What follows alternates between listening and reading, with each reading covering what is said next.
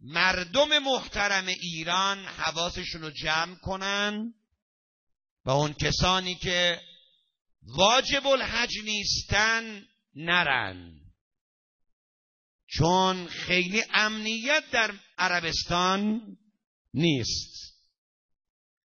و 2 هفته پیش امام جماعت حرامی مکه سخنرانی کرده در نماز جمعه است. شما بدانید اگر مسئولین سازمان حج نمیگن به مردم، ما میگیم. رفتید خونتون با خودتونه، نگید نگفتن. سازمان حج دنبال کار کاسبی خودشه. من کاری با سازمان حج ندارم، ولی امام جمعه حرامزاده مکه اعلان کرد 2 هفته پیش که زنهای شیعه رو میشه به عنوان کنیزی به اسارت برد و شیعه واجب القتل است و واجب خلاصه خونش محظور الدم است. یا میری با ماشین میرن رود، بعد نگی چرا جمهوری اسلامی چنین و چنان. خب نرو. خدای ناکرده زنتون رو دزدیدن، ناموستون رو دزدیدن، هوار نکش، نرو. حج استطاعت میخواد. استطاعت هم فقط مالی نیست، فقط جسمی نیست، امنیتی هم هست. شما این پولا رو برید خرج فقرای جامعه بکنید. من با حج مشکل ندارم، اما حجی که با افتخار آدم بره و بیاد، نه با تو سری خوردن و فحش و فحاشی که بخوان زن آدم رو لخت کنن تا بگذارن توی کشور وارد بشه. مگه نکردن این کارا رو؟ این که با بچه ما، با نوجوان ما تجاوز بکنن، به چه جرمی؟ به جرمی که شیعه است. به چه قیمتی؟ سازمان حج باید اینا رو در نظر بگیره.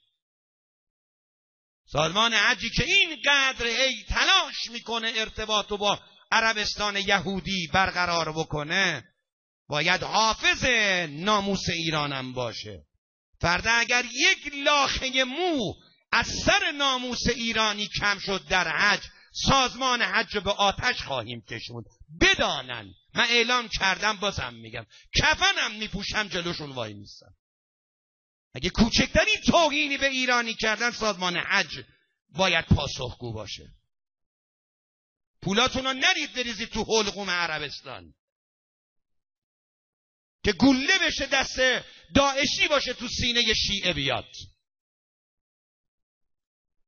امروز مکه رفتن جایز نیست. من مجتهد نیستم، مرجعم نیستم، اما به عنوان یک روحانی و به عنوان یک مبلغ و به عنوان یک ایرانی و به عنوان یک شیعی دارم به مستمعینم هشدار میدم. رفتن مکه‌تون اگر 1 لاخه مو اثرتون کم شد، منتظر ثوابش نباشید.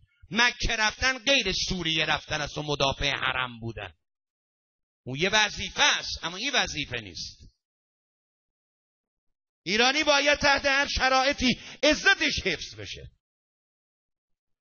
پولاتون رو برید، برگه هایی که از سازمان حج دارید و پاره کنید، تو سطل آشغال بریزید، پولش رو پس بگیرید و برید یک دختر فقیر بیچاره پشت جهیزی مونده رو جهیزیشو بگیرید. ثواب حج بهتون میرسه.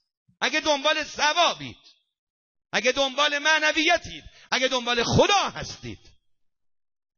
مکه شما فقرای بیچاره‌ای هستن که باید دیالیز بشن و پول ندارن، دارن میمیرن.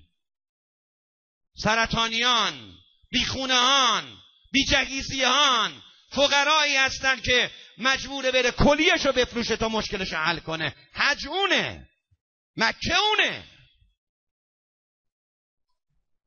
حجی که بری فحش بخوری، این حج نیست. حجی که ناموستو بدزدند و دستت به هیچ جا بند نباشه، این حج نیست. این حرامی ها ایرانی ها رو به کشتن دادن. فیلماش هست. اگه یه آب میریختن رو سر اینها، اینا نمیمردن. اما آب نریختن، آب ندادن. با چکمه رفتن روی کسایی که زنده بودن چون ایرانی بودن. بعد با دستی اینا رو شهید کردن و کشتن.